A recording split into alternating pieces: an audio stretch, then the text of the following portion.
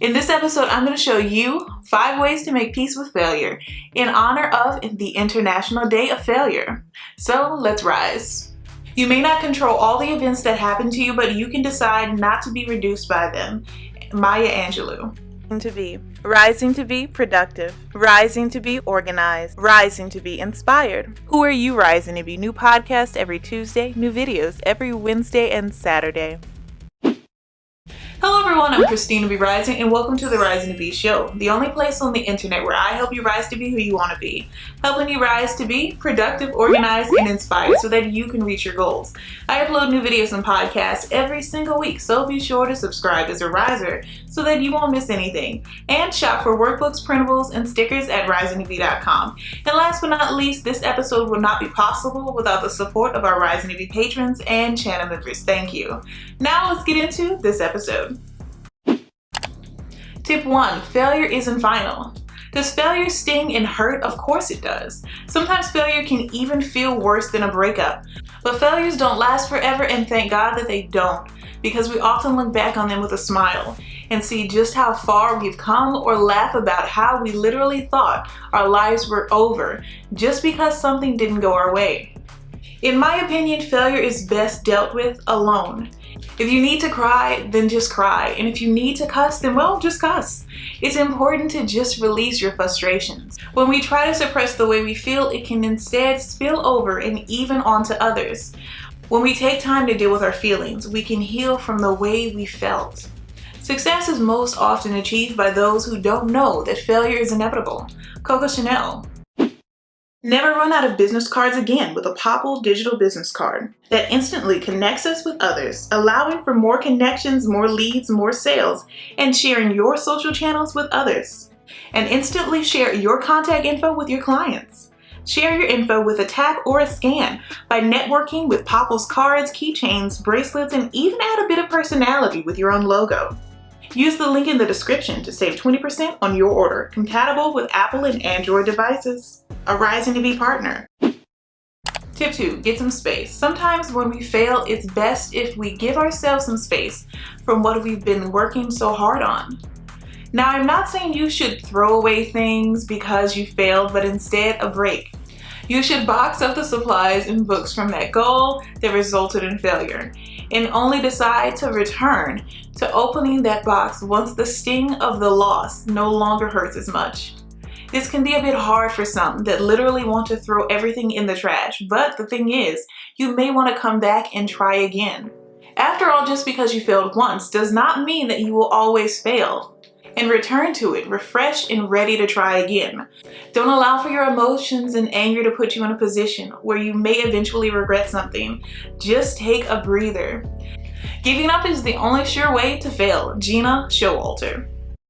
Using the goal setting planner to track your progress in working towards reaching your goals will make them more attainable. Included with goal purpose writing prompts, possible obstacle brainstorming pages, goal breakdowns, motivational quote pages, goal progress reports, and so much more. The goal setting workbook helps you plan your goals and put them into action. It's filled with different sheets to break down your goal or multiple goals into bite-sized action steps so that there isn't any way you can fail. Available now at risingtobe.com and on Etsy. Tip 3. Discover what went wrong. One thing that has helped me bounce back from failure has been thinking back on the things I could have done that likely led up to that failure. Now, while doing this, try not to harp on what you made a mistake on, but instead think of solutions on how this can be avoided in the future. Maybe you lost the championship this year. Use this time up until the next championship to improve yourself and your game. And also creating fail-safes so that you won't make the same mistakes you made before. Coming up with backup plans for possible booby traps allows for you to build up your confidence to things that may take you off course. If you don't try at anything, you can't fail. It takes backbone to lead the life you want. Richard Yates. Tip 4. Get help. Sometimes we often fail because we were too stubborn to ask for help or even assistance. which instead leaves us going into things blind or unprepared. But if we would have instead asked for help, they could have told us the possible obstacles we may have faced along the way. Yes, I know that many people still believe that asking for help is a form of weakness. But the thing is, when you get help, you are able to develop your skills so much faster, allowing you to look and become a better professional instead of looking like an amateur. You can even get help on the very wonderful internet. There's plenty of other people like me who will give you advice and even walk you through these things step by step. All you have to do is just be willing to either find it or just simply ask others around you. I have not failed. I've just found 10,000 ways that won't work. Thomas A. Edison. Tip 5, don't give up. A lot of people give up on things when they just fail at one thing in their life. Doing this is completely useless. It does you more harm than good. Don't allow for your past to stop you from reaching the goals you've always wanted to achieve. Failures may wipe out your confidence at times, but it's your job to rebuild it after it starts to take a dip. It's important to be willing to retry things. Hardly anything ever goes right the first time. So don't give up, keep going, and keep pushing. There is only one thing that makes a dream impossible to achieve: the fear of failure. Paulo Coelho.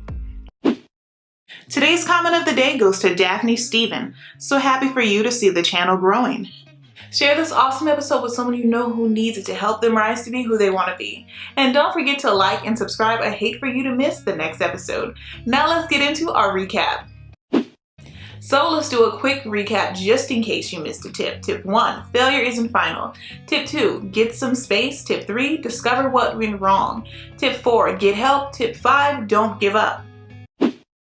I just want to take a moment and thank our patrons and channel members. This episode would not be possible without your support. Thank you.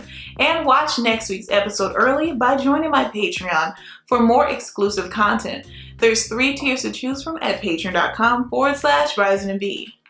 Thank you so much for stopping by and pressing play. I truly appreciate it. Let me know down below in the comments or your podcast review what tip you'll be using. And remember to keep rising to be who you want to be. Bye, risers!